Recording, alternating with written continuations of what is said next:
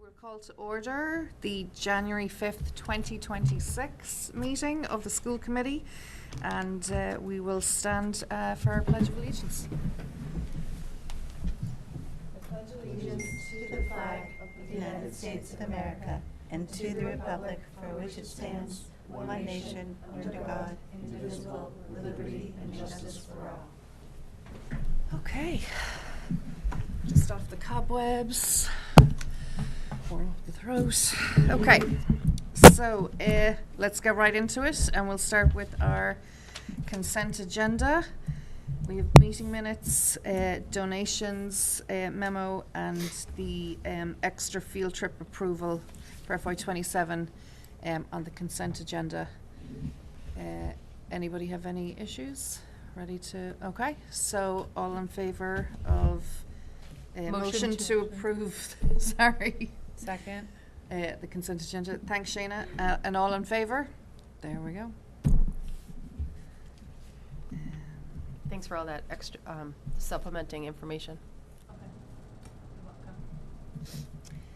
And okay, I suppose just to remind people, we have public comment right now, which is kind of our normal, regular public comment.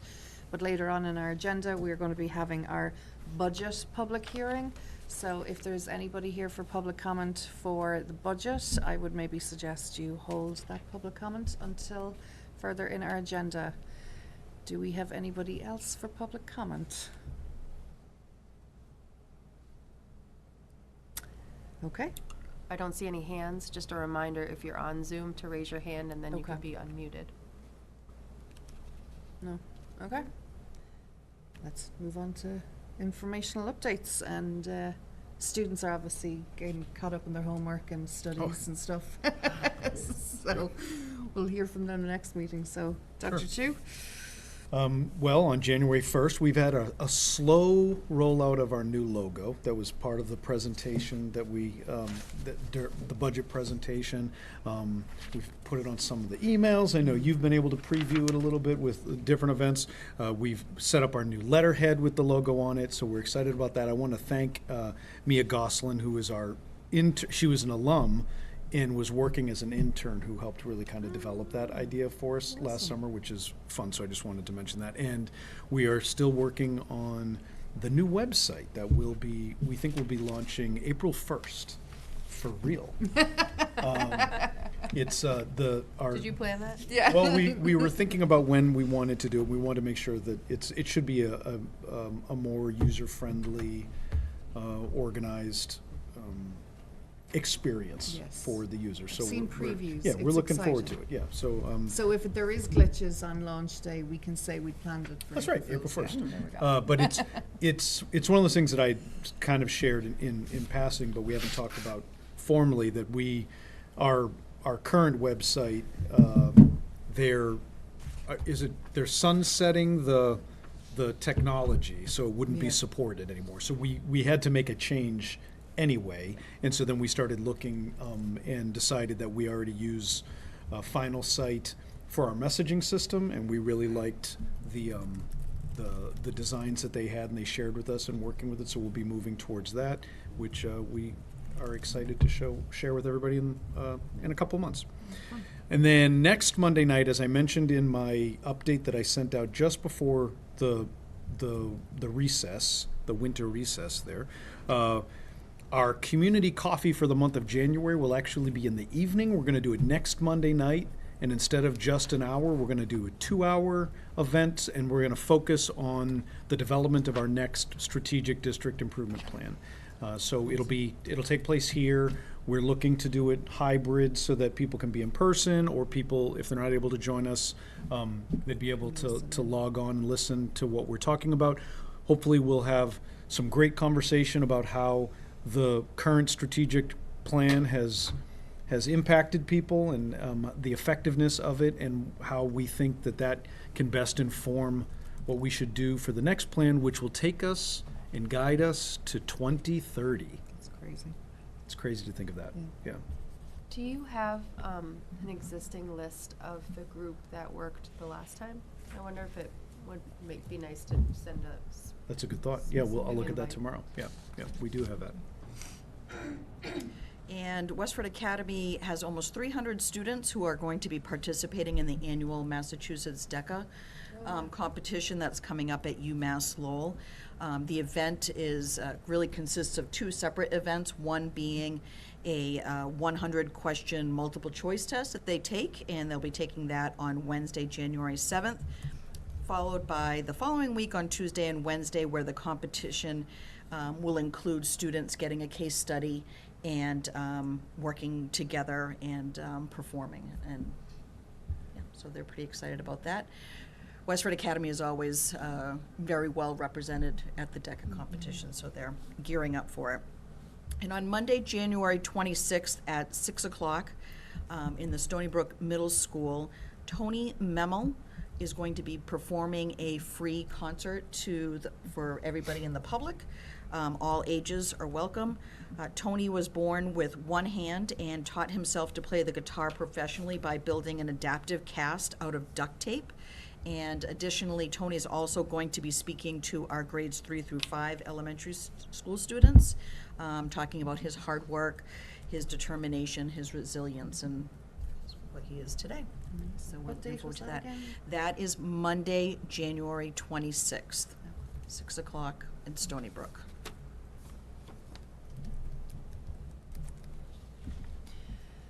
Okay. Any updates, news from school committee, guys? I attended the CAT board meeting on December 18th. Okay. One of the things they talked about was that they're looking into having a paid digital subscription. As I've mentioned before, the franchise fees have continued to decline, so they're looking for more revenue, and also they're thinking about hiring more staff as well. They're very excited about any Westford Public School news that might be upcoming, and I said we're going to have a lot of that in the near future. Yep. So we're hoping to partner with CAT on hosting more news from WPS. Fantastic. Thanks, Shayna?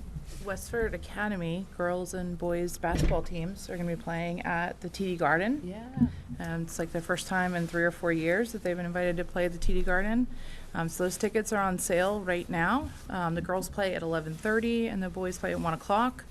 It's $20 to get in to see both teams play, and so they're really hoping to fill the TD Garden stands with WA and Westford fans that want to come and watch a basketball game and their hometown team play at the Garden. So I encourage everybody to look up tickets for that. That'll be a fun day. The 18th, is that what you said? Is what? January 18th, Sunday. Right. Welcome, Bill. Happy New Year, yeah. Happy New Year. Sorry for my late arrival. That's totally fine. Val? No, nothing. Jeez. I know, welcome back. Feel like that's 2 meetings in a row. Okay, and I don't have anything, just the January 12th STIP was the only thing on my agenda, which you've covered, Dr. Chu, so that's perfect. I mean, I guess we could add that the Finance Committee budget hearings start this Thursday, Yeah. January 8th, for all of the town departments.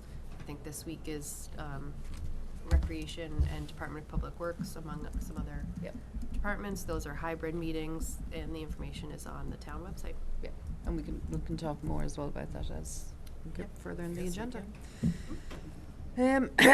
So this is where we are moving on to our business for the evening. Our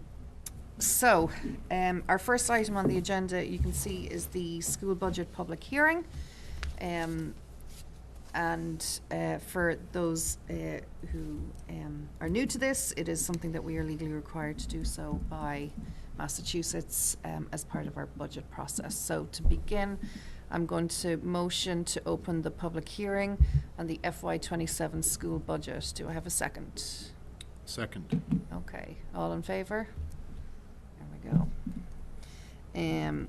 And so, like we said, we're legally required to have it, and if anybody wants to comment, the reason this is different from our typical public comment is we don't typically have conversations or have Q&As, but this is a more informal opportunity for people to ask questions, clarify, share their thoughts. And I will check, seeing as we've nobody in the room, if there's anybody online who would like to,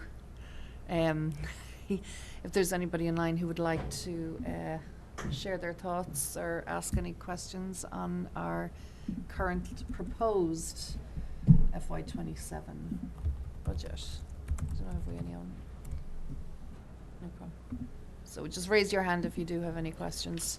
Would now be an okay time to invite our Director of School Finance, Jenny Lynn, to come pull up one Absolutely. of the chairs and sit with us at the table in the event that she would like to answer a question. Okay. I know you updated the presentation and stuff. We can do that in the next in the next section. So with Actually, I mean, I feel like I would propose we just do that during this, just in case just in case somebody- anyone logs on. Yeah, that makes sense. Yeah. Okay. to kind So of extend. to hearing. extend the public hearing. Yep. Is that okay with the rest of the committee members to kind of just allow people? Okay. I'm assuming that means there's no one online to comment. No. Did anyone submit questions to you in advance? No. So the questions that you asked us were all your own? Yeah. Oh, very nice. I mean, one of the things I think is the tricky part is the timing of all Yep. of this. I mean, I've kind of shared this with Valerie before, is that I feel like we come straight back. This often happens to be like the first meeting back after the break, and let's be honest, most parents are probably it's not on their radar at this point. And I think the other interesting piece is you talk about the budget more than anyone else does, right? And I Yeah. don't mean in other schools, I mean in other departments. So Yeah. there'll be 4 school committee meetings that will be dedicated Yeah. to the budget process. And Yeah. so putting the public hearing, in the past it was actually the night of the vote, which Right. we looked at that in the beginning of my tenure and thought, okay, well, that doesn't seem to make sense. Like, Right. there should be some time between the public hearing and then when you take your vote. And some of the years have been fraught with a lot of discussion because things were changing throughout the process.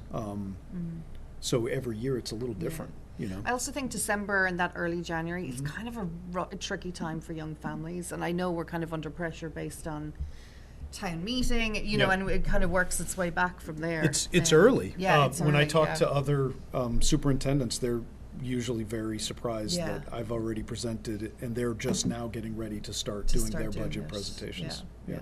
So, One could argue our town meeting is very early compared to Yes. our yeah. peers, and might be value in considering moving it later. Well, does it impact, like the timing of it, is it actually impacting people's, Because you have to build it, and then we get the governor's budget Right. at the end of January. Yeah, So, yeah. And like that, families, December is a crazy time for families. It used to be in May, and the reason why it was moved to March was because we didn't have that many people attending, Oh. because it would be a beautiful day, and people would be out in their yard or going somewhere, and that was the rationale, that we thought in March, maybe the weather wouldn't be as appealing. They're bored. We'll force Perhaps them. we'd have a better number of voters attending, so, Yeah, yeah. I know. So. So in terms of the budget presentation, not to go over the entire thing again, I would Yeah. encourage anybody who's watching right now to go back and watch the December 1st presentation, where the original presentation was presented. There was this morning. We actually got feedback from one of the schools that there was a typo in the chart that had the enrollment on it. So on slide 8. Valerie, did you bring that right there? Is that it? Okay, great. So in slide 8, we actually had the appropriate number of the student population, but in Crisafulli, we actually didn't have the 6 sections that exist for grade 3. We had it listed as 5 sections, and so that increased the class size average to over 26, which isn't accurate. And so we've adjusted that, and this is the correct number. We have 6 sections in 3rd grade currently. there's no change to the FTE, because if you remember in that entire presentation, I talked about the two sections from Abbott being reduced because those numbers are going down. And then we would be moving one of them to Robinson, and then the other one is what we'd be using to support the school psychologist position. We also now know that we have at least two people who've already expressed their desire to retire this year. So we also know that that means that at this point, based on this decision, no one would be losing their job. There would still be They some may have to movement. There'll be some shift. movement that'll happen because, Yeah. but that happens typically. And so the fact that the 6 sections exist at Crisafulli, and we would slide that 6th section up to grade 4 for next year to keep that class size about where it is. We verified that those are the same FTEs that we have, so that was literally just a typo here that impacted that. So I just want to be clear that none of the actual budget information has changed at all. But that's really the only update in terms of anything that's changed in the presentation since December 1st. I do think it's hard to acknowledge that and leave day grade 5 as very clearly an outlier. You know, 25, excuse me. I've got the eternal tickle cough. 25 students in 4 sections next year at grade 5 day without any move-ins. Yeah, is that the only one? I can't see that. Which there typically are, at least a few, right, over the summer. Grade 4 and grade 5 at day right now have a higher number, as does still Crisafulli grade 5 right now. Yes. Right. Yeah. So that is, again, that's what we have seen know. that we've Yeah. needed to. It's like our new normal. It's our new normal, and so it's something to look at, and it's something to consider. It's just unfortunate that in the projections for next year that Yeah. there's only one left. Space, you mean? Yeah, like one area of concern. I mean, maybe it's something I think I'd shared it with you before, that, and maybe if there's, move-ins or things shift for next year. In a previous district that I had worked in, if the class sizes kind of got over a certain amount, they actually hired an ESP to kind of, Well, one of the things that Help we're looking manage at, the and we've load, yeah. kind of shared with you already, that we are supporting day school right At the now moment, yeah. with the but there with the was Title the Title I. Yeah. And so we don't, the school committee has not established a specific No. policy or guideline that says a class size hits something, you Yeah. therefore do something else. But I think it has been our practice to continue to look at how can we best support them. Yeah. Personally, I wouldn't want to say it would either be this or it would be, Yeah. be something else. But to We look do at know that options. if we had a significant change that warranted another section, then we've historically been able to meet that need, even if that just then becomes a temporary thing. It's This just so hard change to- doesn't yeah. change my recommendation at all. I still Yeah. think that the position should be used to support a school psychologist. Right. Yeah. I think that's been a need that we've identified for a little while now. It's more if something kind Yeah. of over the summer with new registrations or whatever kind of tips over the edge. I think we've Yeah. talked about this before. Is there a hard and fast number that we need to be concerned about in No. terms of? No. That's what I recall, Yeah. yeah.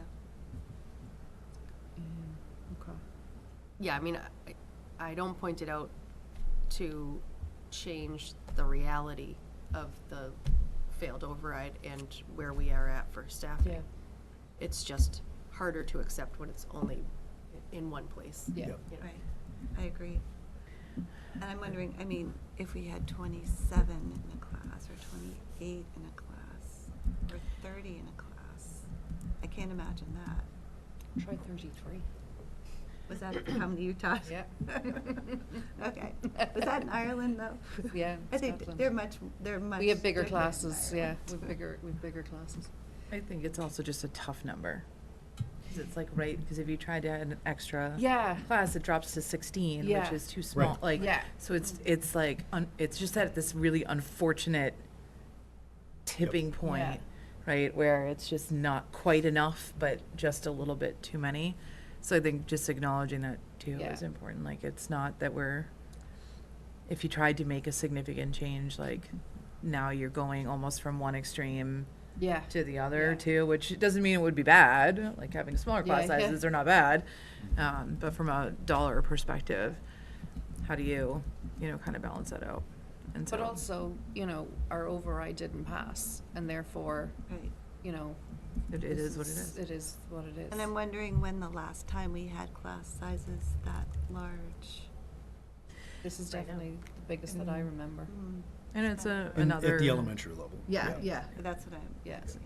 Another, just kind of piece of, at some point, if we look at changing districting lines and Mhm. do we have certain districts that are now just getting a little bit too big versus, right? And Good information to have the historical data of districts and, Right. not like we're gerrymandering districts in other states Yeah. here, but, just to see where the trends are. we'll just redraw them every year. I wish we could. Upset some There are parents. towns that have buffer zones that you don't know, and you kind of find out, like, you just know if you're in this zone, you'll find out when you're registering for kindergarten where you're going.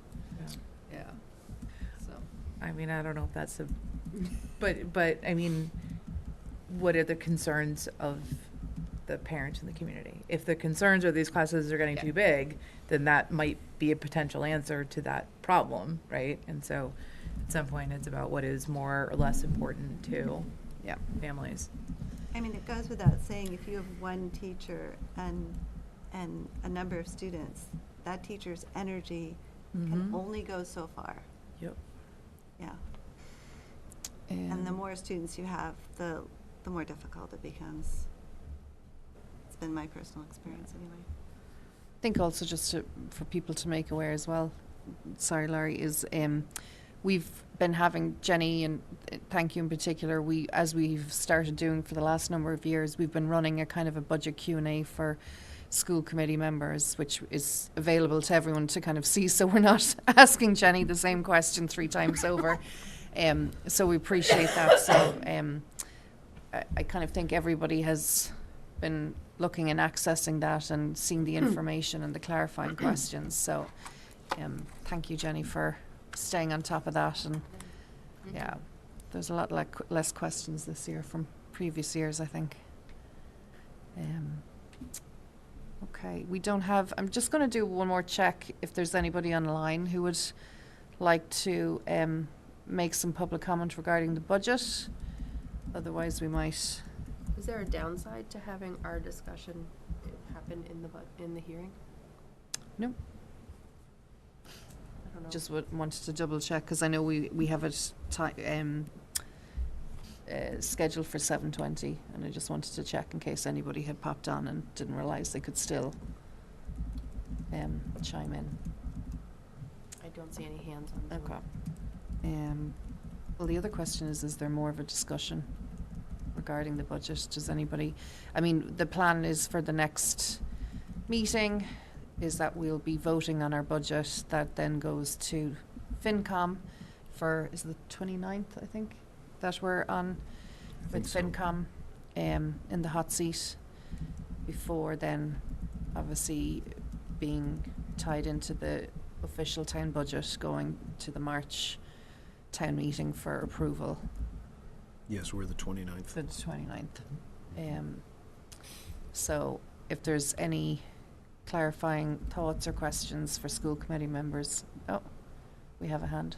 We have a hand.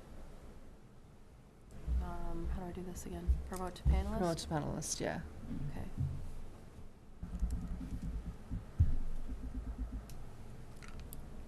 Diane, can you talk? Might take a sec. Sometimes it kind of puts you in and out. Oh, there she goes. Can you hear us, Diane? You're muted. There you go. Okay, There we go. how's that? Yep. Quick question. I know We'll start with your name and there's address. a wealth of detail regarding budget line items, categories, et cetera, and I'm probably missing it, but is there or planned to be a 1 or 2 page summary of line items last fiscal year compared to this fiscal year going forward? So that people could see, the community can see the percent increase or decrease for that line item. Hello, Diane. Thank you for the question. Actually, we already include that fiscal year 27 comparison to fiscal year 26 budget in our budget memo, which has been posted to our website under Business Office current budget page. So you can see fiscal year 27 budget memo. There's a year-to-year comparison for the percentage difference and also the explanation for that percentage difference. Okay, thank you. Diane, can you just give your... I will hunt it down. There's a lot of information. There's- So I was a little overwhelmed, but thank you. So Diane, if you can give just your name and address for the record, but also as well, you can see Valerie has gone onto the website just to kind of pull up the memo and stuff if you also want to take a look at that, of where you can find Yes. it. Correct. Diane Wood, 122 Depot. Awesome. Thank you, Diane. Happy New Year. Thank you. Okay, so for anyone watching, Valerie's pulled up the, it's under, what's it under? I Business forgot my office. glasses, business office. I go there through, you can go about, departments, business office, or about WPS to budgets, There you go. and then current budgets. So we've got the the- presentations, the memo, And then if you click the memo and go to the end, it's got the comparison there. yeah, FY '27, FY '26, and difference. There's also, from the superintendent's page, there's also a budget tab, which will take you to the same spot. Perfect. So if you don't think to go to the business office, but you go to the superintendent's page, it says, Do we have, on the home screen, do we have, we have in the past, we can post that. I wonder, yeah, you know the quick links there? Yeah, Or- we've done that right there. We've Yeah. replaced it with the Robinson MSBA Yeah, piece, but we could do that. even if you only switch it for like the month, or add it. We could add it though, couldn't we, Kathy? Yeah. I think that might make sense. Just have a button. Thank you. Just gonna do it right now. Yeah, I was about to say, you can do it right now. Go for it. That would be great.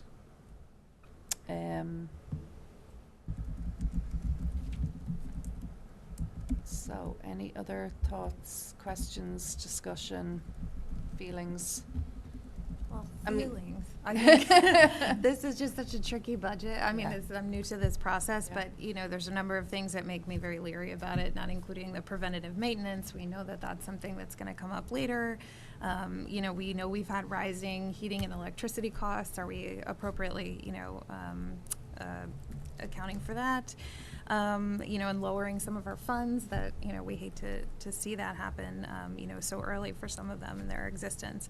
But I think the biggest question for me, we know that this year we're settled, but next year comes the cliff. And I think Dr. Chuve mentioned before, we need to find another funding source. What does that look like? Does that look like an override? Like where do we think additional funding will come from for that?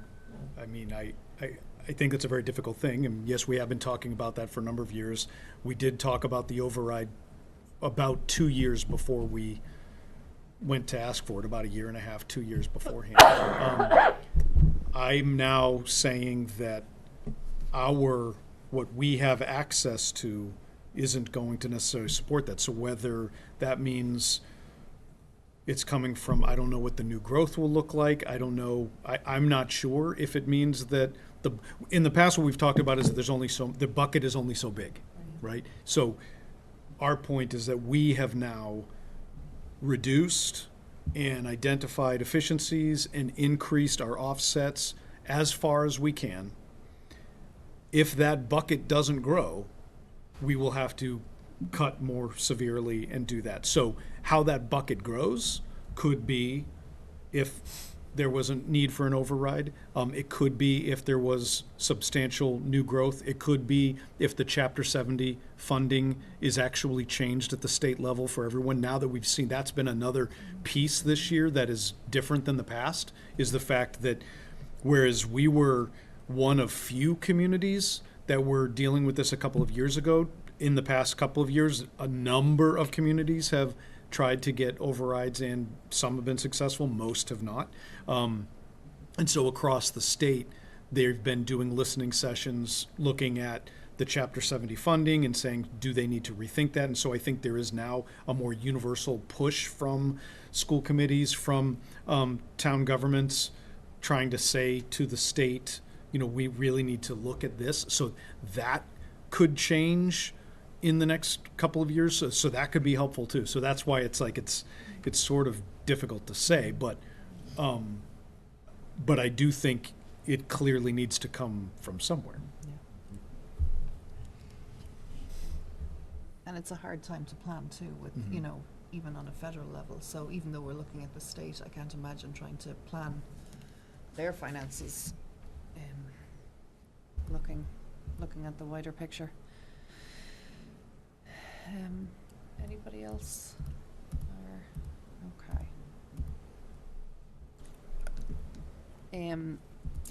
Well, with that, if there's nothing else we kind of want to add or discuss, we might close the hearing and.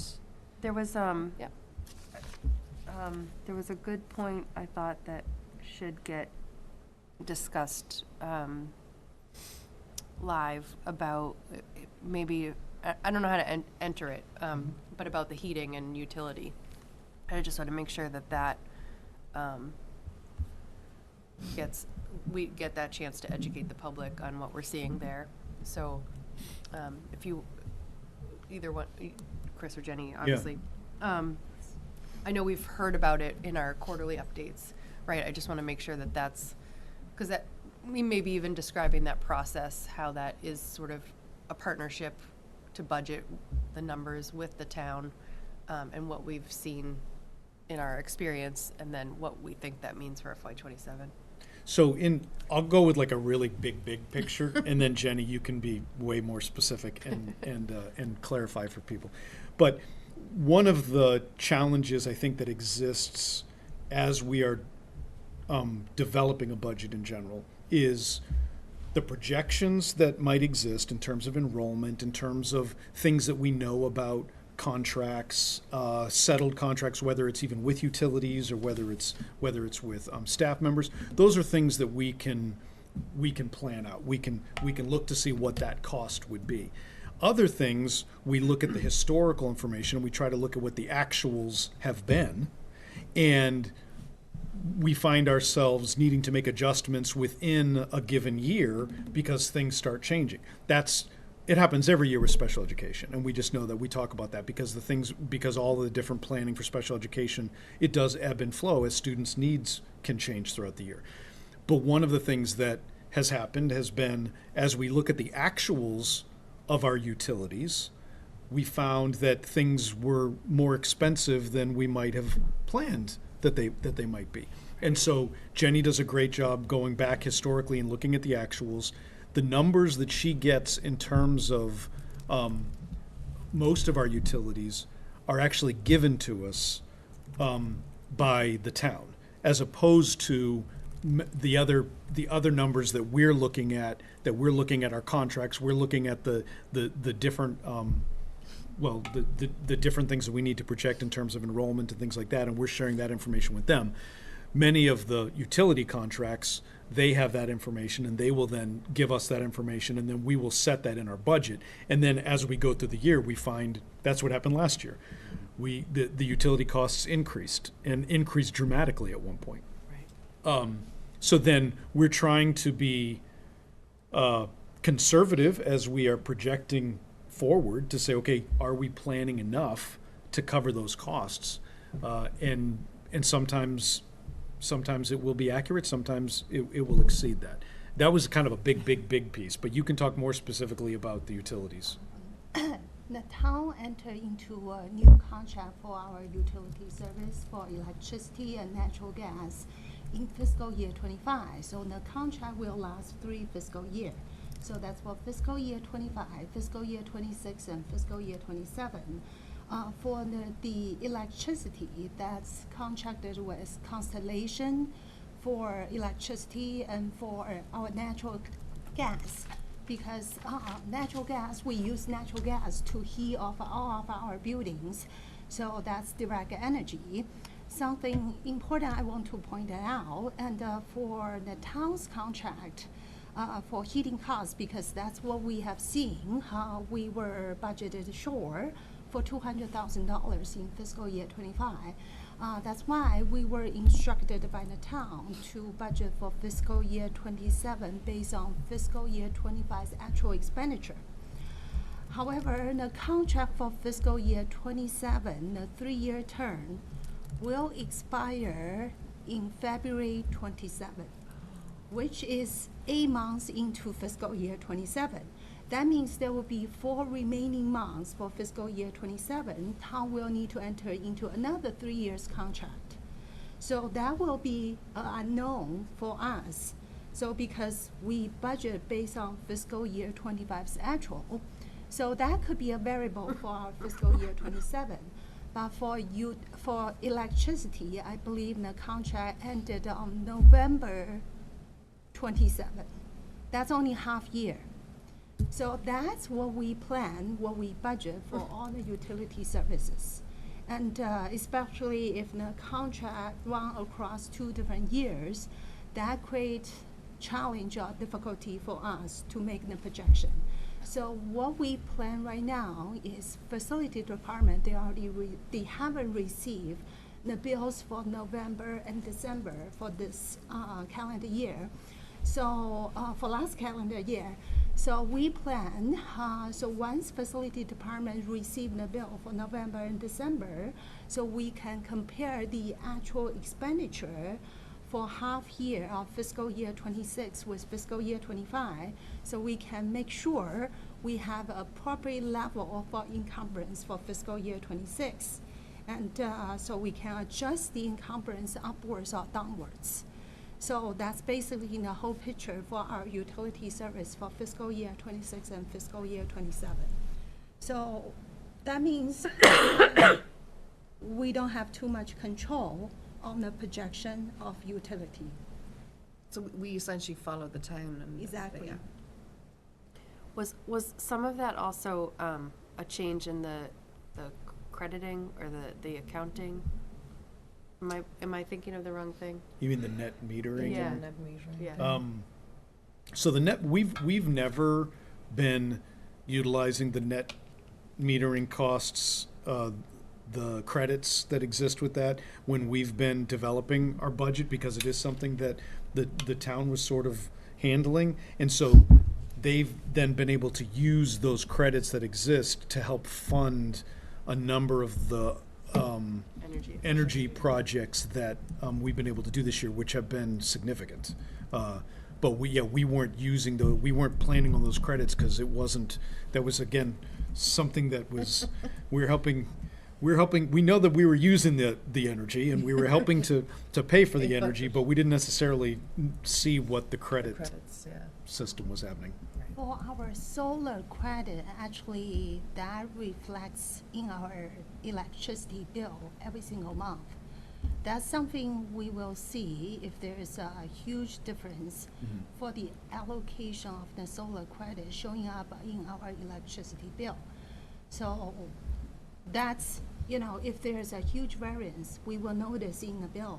But if that remains consistent, it will be in this pretty similar cost range for like a monthly utility bill.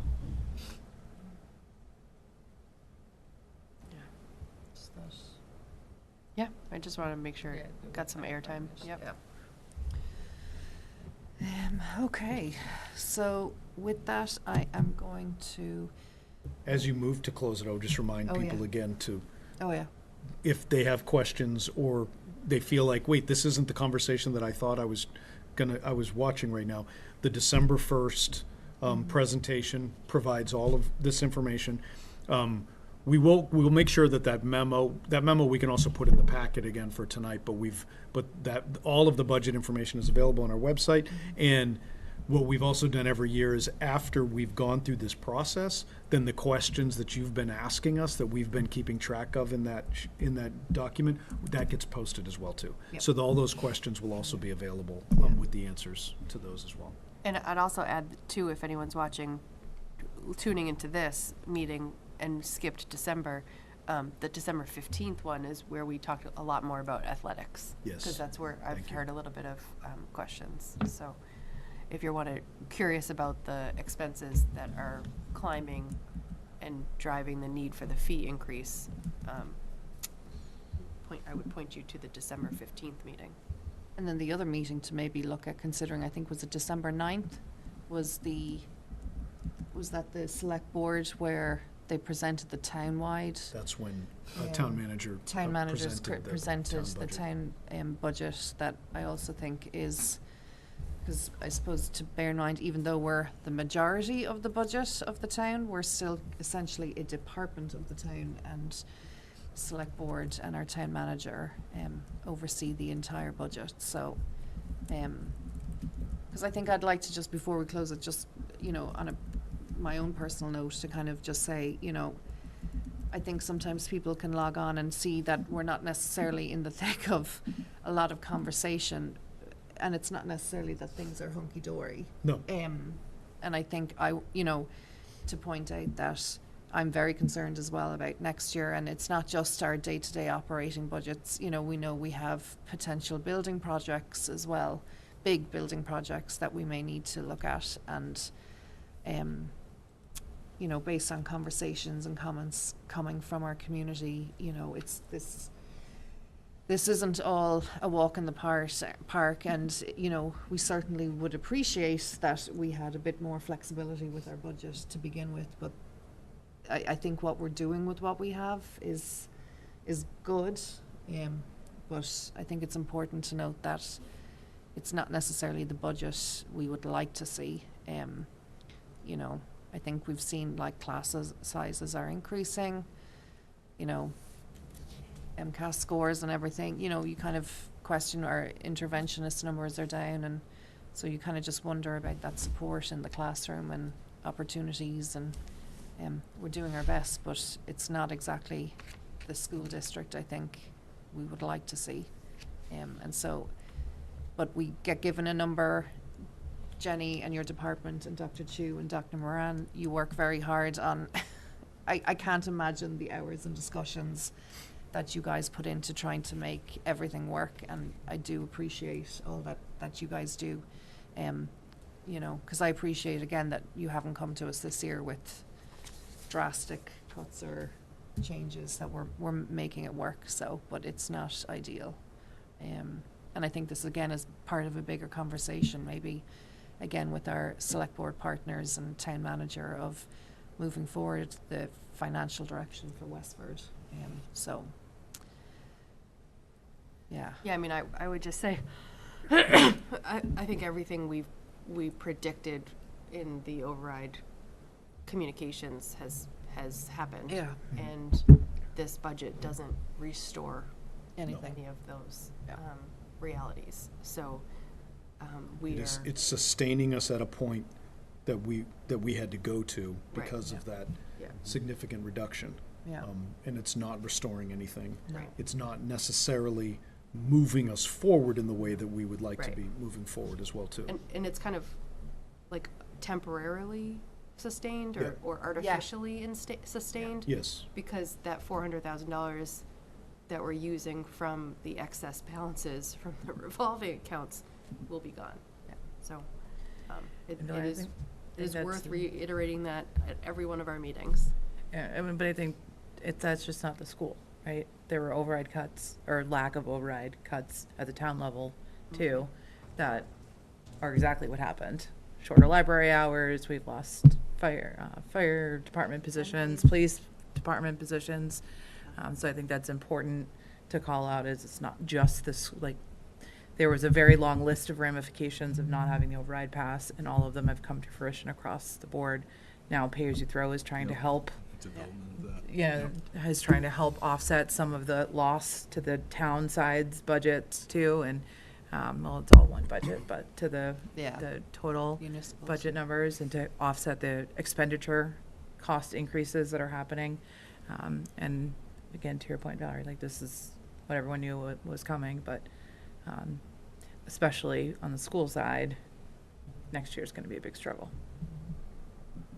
And yet it's then frustrating, Shayna, because we hear and see the comments of people online who don't seem to kind of understand how our tax levies work, and, how inflation has gone over the last 10 years. And I think there can be a misperception of spending in the town and the budgets, and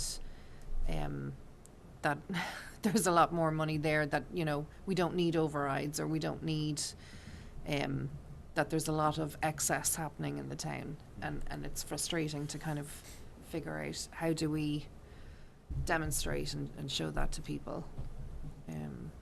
But yeah.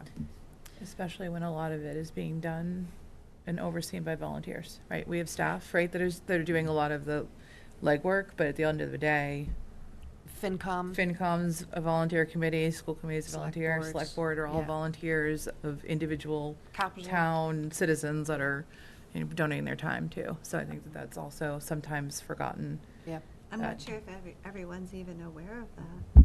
Yeah. Yeah, I had a student Really? who was very surprised Yeah. at one of the gatherings we had in the fall, that we were volunteers. Yeah.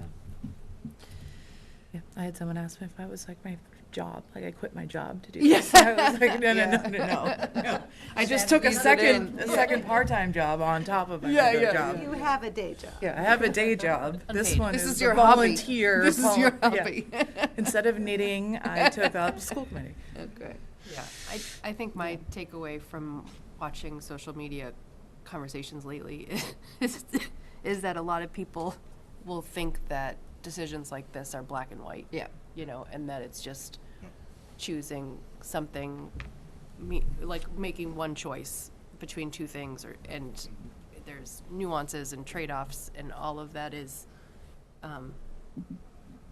skipped when it comes to a quick social media post. Yep. So. I think we all as citizens feel changes such as transportation, utilities at home, Yeah. right? Insurance. These are the constants that also exist in school districts as well. Yeah. So, I think we all can look at our ledgers and, pony up and realize, that we need to make some hard decisions. And, at some point, there is a limit. Yeah. There's a limit.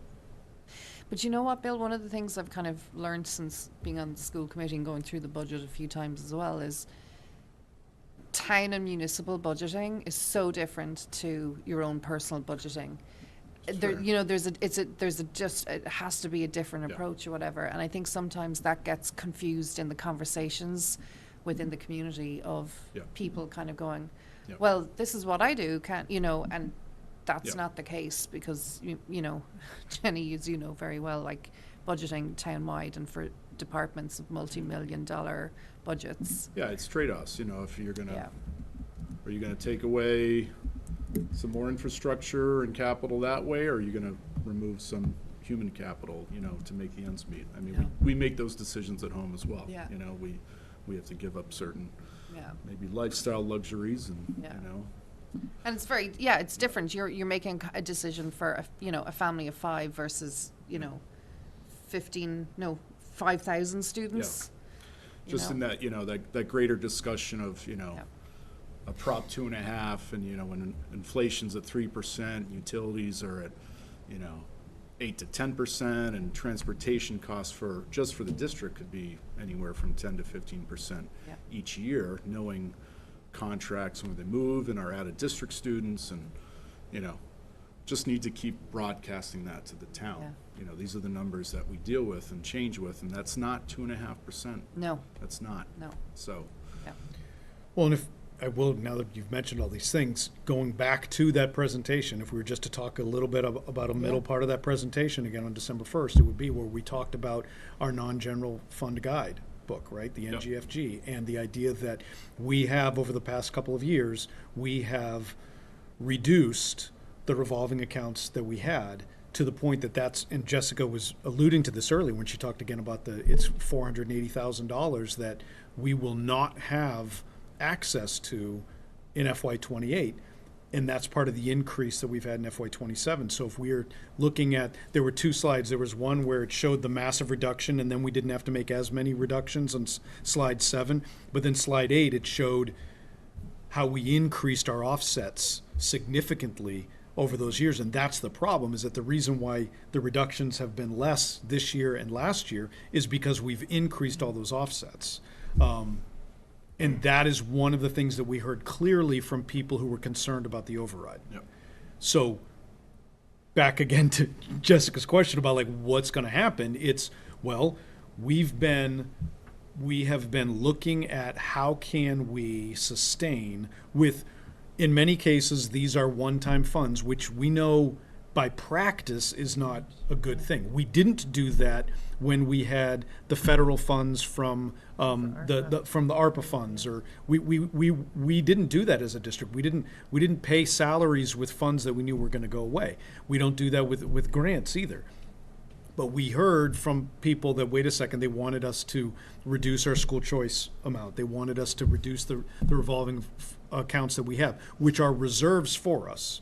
Last year, we were trying to build up our special education reserve fund. Our goal is to have that at $1 million, because that could happen in 1 year. You could have 1 or 2 people move in, change circumstances. Anything could happen where all of a sudden the costs could change that much. And to have something like that at our for us to be able to access would be important. We were building it up. We built it up to $750,000, and then last year we needed to use it because of some of the things that we had talked about earlier, and it's been reduced again. So this is part of that plan, and this is one of the reasons why we were able to bring a budget to you that isn't cutting positions as much as it's adjusting for enrollment, but it's not cutting positions in the way that we have in the past. But it goes to FY28, that on slide 10, it shows the list where all of those accounts will be past their target, because there's a very specific target that was established by the subcommittee, the finance subcommittee, and all of that is articulated clearly in this document that other districts now ask us about, because it was such a great thing to clarify and make it tangible for people to understand. And so we've done that, and that's now put us in this place where we think we can bring a balanced budget to town meeting. But it's very clear that starting with FY28, we're already going to be at a hole of $465,000, and we were actually dipping past where we think we should be with the school choice. School choice, we're hitting our target at the end of FY26, which is 1% of our budget. We think we should have 1% in order to have that ability to pay for curriculum, to pay for major investments that would be one-time costs that you could use that money for. But it's going to reduce for FY27, and we'll just try to build that up a little bit to get back to that 1%. Remind me, Dr. Chu or Jenny, when we talk about FTEs, what's typically the kind of cost? We're talking about 465,000. It depends on the role. The right? role, But when but we're on looking average. at, we tend to use master's step 4.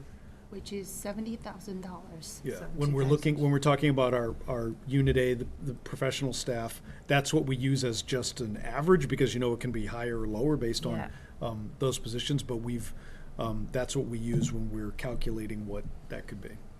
So that's potentially, you know, 6 or 7 position, like, just to kind of try and crystallize it a little bit of what that looks like. Well, and as you were talking, it reminded me that when I was looking at this a little bit over the weekend, I had to go back to the special education slide because our amount for out-of-district tuitions is actually goes down, right? And it's only because of this sort of extra increase in the circuit breaker. Right. Right? And it dawned on me that, like, we're so close, like, this is like this fragile year that's sort of sustaining, but any one of these things could have gone one different way or another way. If we didn't have that remaining cushion in these revolving funds, we would have been sitting here talking about a reduction of $480,000. If circuit breaker didn't come in higher, we would have been talking about what does $400,000 reduce look like.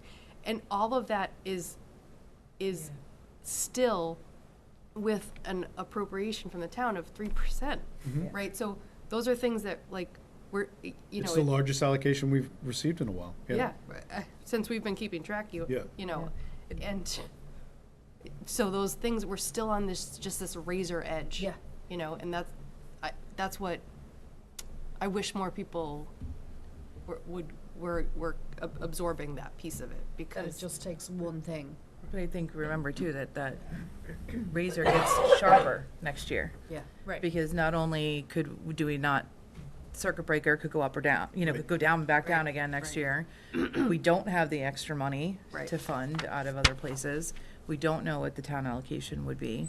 And so as much as we like skated by the, skin of our teeth into this budget, all of those things could perfect storm in a negative way going into the next budget cycle. And so I think people that, if there's anybody that's listening, now is the time to start talking to your select board and to the town manager to start talking about FY28 numbers and how you think that the town budget should be allocated. And if you feel as if the school is a higher priority, because if the allocation isn't adequate enough next year, there will be another round of significant cuts, and they're going to really hurt the next time around. Shana, this thing kind of touches back on what we were talking about earlier on town meeting. Like, when we're looking ahead at FY28, is there any help or benefit, Jenny as well, in kind of trying to push off voting on a town budget a little bit later in the year if we have more information on, because that's one of the things that's so hard is, like we said, we don't know what our chapter 70 is going to look like, or sometimes the circuit breaker.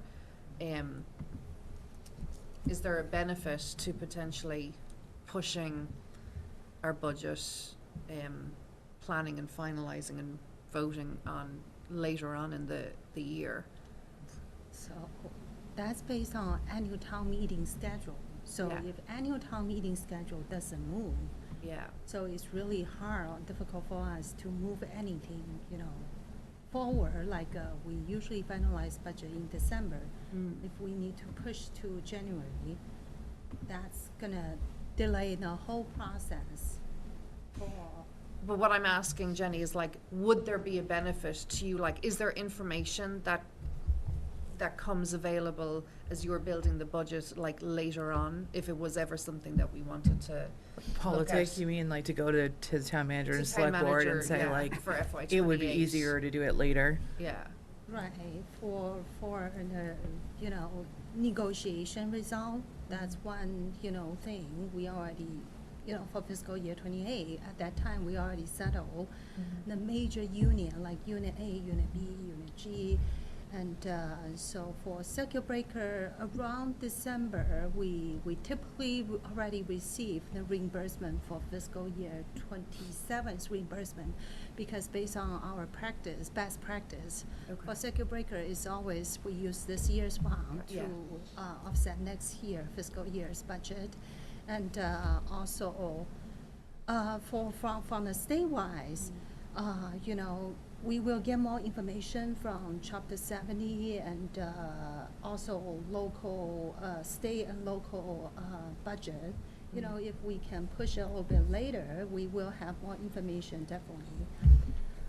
But that's not something we Yeah, we can, can't decide you on know, it. manipulate or. No, but if it was something that you felt that would be helpful for when you're looking at it, trying to build FY '28, like you said, when there's potentially some unknowns. I wonder if we're the only department that has so many unknown, like, numerical entities. Do you know what I mean? That you're kind of waiting. Yeah, Well, so I that, mean, like, the it's town not itself- impacting anybody else to Yeah. have the budget later or improving. The town itself is also relying on these different numbers, right? So, I Yeah. mean, in terms of everything that the town, finance director is looking at all those numbers as well, too. That impacts, even if some of the individual departments don't have the same type of grant cycle or a circuit breaker, the funding is still all relying on the governor's budget that Yep. then goes to the House, and they figure all of that out, and before any of that is settled, we're on the early side, and you wouldn't want it to be too late in the year, because then you're pushing yourself way too close to the end Yeah. of the fiscal year in the first place, but we are a little on the early Yeah. side. Another piece of information are our federal grants for fiscal year 26 federal grant funding. We don't have finalized numbers yet. If we have those federal grants number, later in the fiscal year after December, we know other federal funding can supplement the general funds like a position. That would be helpful. That's another reason we might want to delay the budget process, like 15 days later or half months. Yeah. 1 Yeah, month I'm not later. saying 3 months, but And yeah. That's additional funding sources will support the general fund. Okay. Appreciate that. Anything else? Okay, so with that, I will take a motion to close the public hearing on the FY '27 school budget. Do I have a second? So moved. Larry, thank you. All in favor? There we go. Okay, and seeing as we've kind of also had our We had general budget discussion and everything, before I adjourn, because I know we're going to adjourn to executive session next, Grace, I just wanted to check in with you, because I know we missed you at the start with updates. I know you're just back, getting into the swing of things, but I just wanted to check in. Was there anything you wanted to share with us, or updates coming back in, and with what, midterms looming? Yeah, the dreaded I mean, word? I know the break just happened, but I know the cross-country team and the basketball team have both been working a lot. WADA is working on the started working on the competition show for February. I know everyone who's taking languages has the CELA biliteracy exams coming up as well, wow, so okay. there's definitely lots going on. Yeah, head down season. Awesome. Well, thank you for sharing those updates, Grace. So, with that, I am going to motion to adjourn to executive session to discuss strategy with respect to Unit A collective bargaining. As an open meeting may have detrimental effect on the bargaining position, the committee will not return to public session. So moved. Or Second. motion to adjourn to executive session. There Second. we go. All in favor? I think those are.